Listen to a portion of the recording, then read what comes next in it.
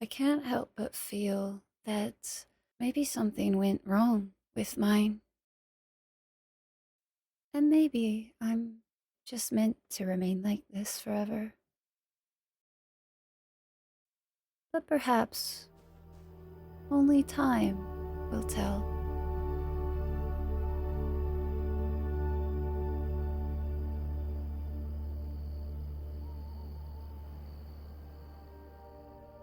It's so warm.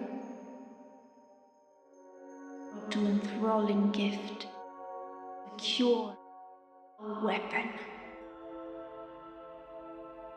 By the ancients, power, mistrust, the elixir wells, ripping apart elixir and blood. An unforeseen curse. The Shroud, ancient humans forged the Flameborn. Alone. Where am I? What was that?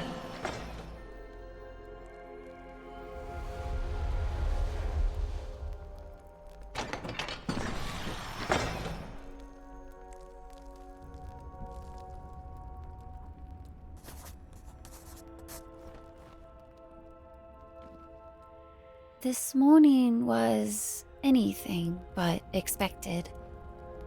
The warm cocoon I found myself waking in felt like an embrace of a loved one, but as I gazed around me, I couldn't shake off the feeling that this may well have been my tomb.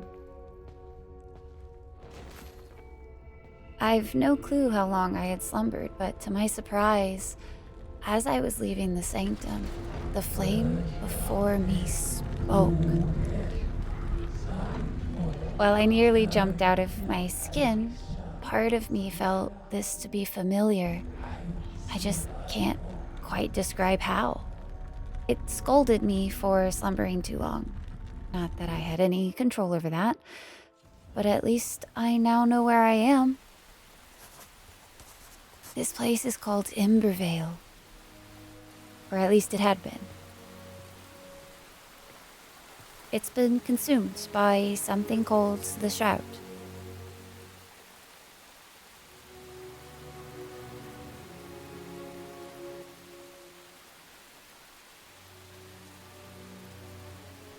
And I'm starting to get the feeling that my calling is something larger than I can even recall.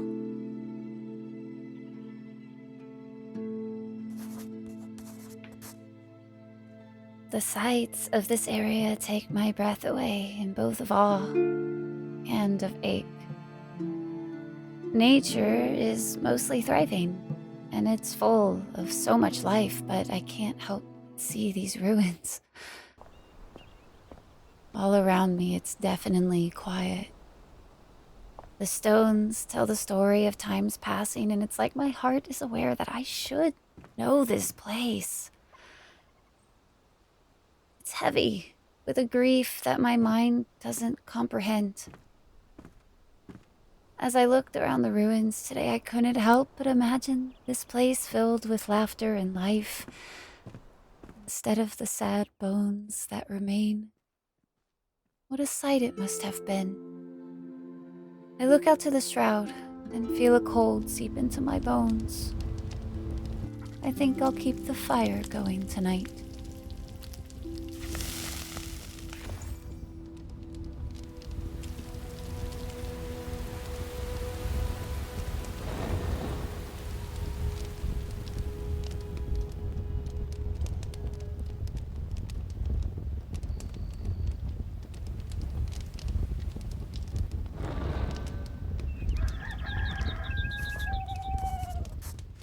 I figure, with the uncertainty that is to come, I should keep this journal for posterity's sake.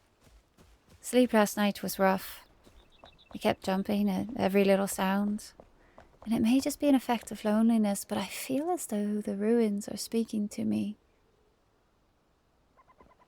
And it may just be that I really am mad, but I feel the urge to fix their broken voices. I went ahead and built the flame altar that was asked of me. The warmth and the lights that emanated from it filled my soul with a lightness that carried my limbs straight into action.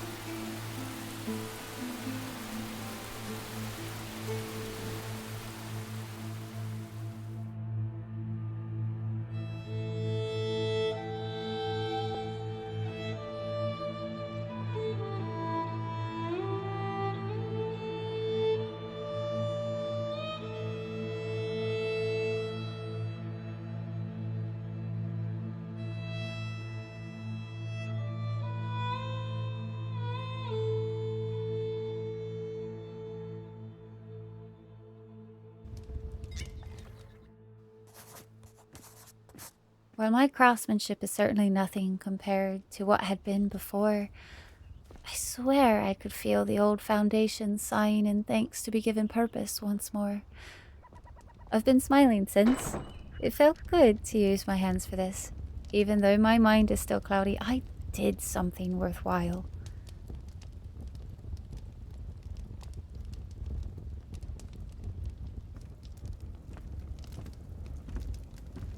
I'm marking this occasion as a small victory, and tonight I'll sleep so soundly.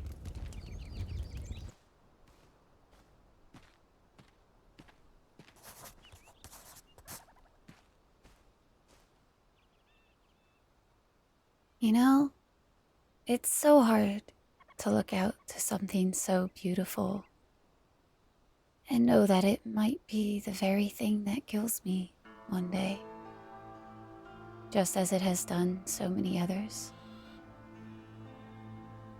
How could something that looks so beautiful be so deadly?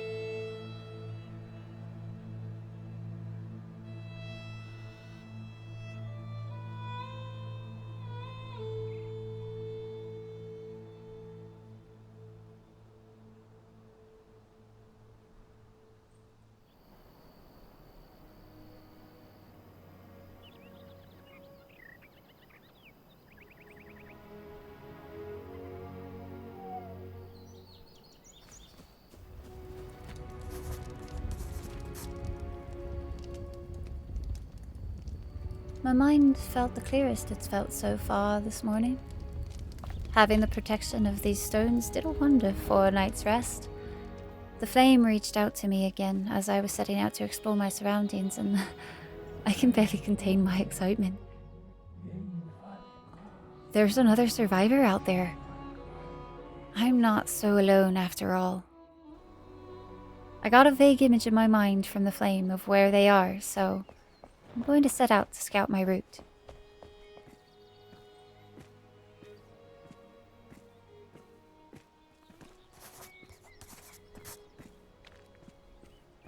No, the bridge is out.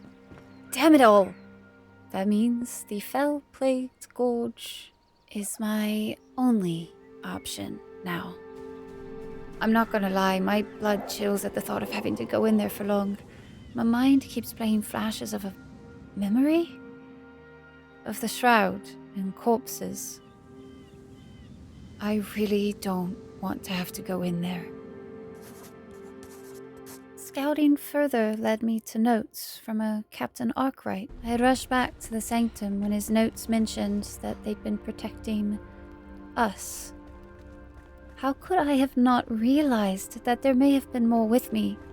I couldn't figure out how to awaken them, though. And where are the others? Are they awake? Taken? Killed?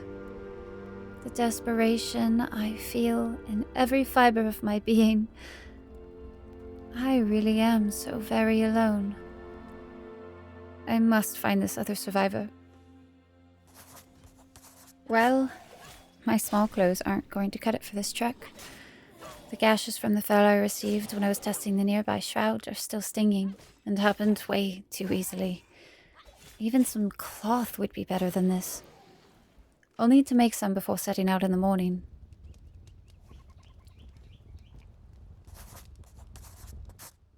I took to preparing the best I could, but my mind keeps circling back to the captain. Hold the chamber till your last breath were the words the ancient laid upon him, and he had done so. Had I known him, his crew? Had I shaken the man's hand, or was he someone who did his duty without he ever even meeting us? To know they doomed themselves with the bridge just to protect us. I must push on through this sadness.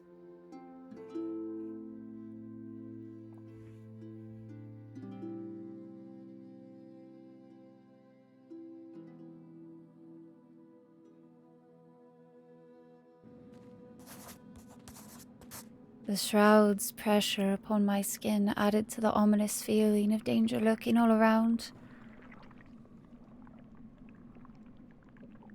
I don't think I will ever be able to breathe clearly again. The air down there is stifling, and then when something moves or one of the mini spore plants release, it just clings. It's been hours, and I swear I still feel the sticky air in my lungs. The warmth of the flame within me burned hotter as I had traversed. I can last some time in there, it seems, but as I fought and journeyed on, I could feel the shroud fighting against me with every step I took. I think it's only a matter of time before my body would give way. Making it to the other side was a relief, and I can see the other sanctum in sight. Scavs. I don't know how they were still here, but I made them pay. For Captain Arkwright and his men. My heart is once again heavy, thinking of a man and company I may never have even met, and with a gratitude that I can never repay. But at least with this, I hope they can find peace. I've been pondering over all the notes I've found, especially from a man named Balthazar. Apparently, he was the mind behind the the cinder vessels, the last hope for civilization. I wonder what led to me being chosen to get into one. Who even was I? What did I do? And how many of these vaults even are there? With the state that this one's in, I'm just hoping the survivor's still alive.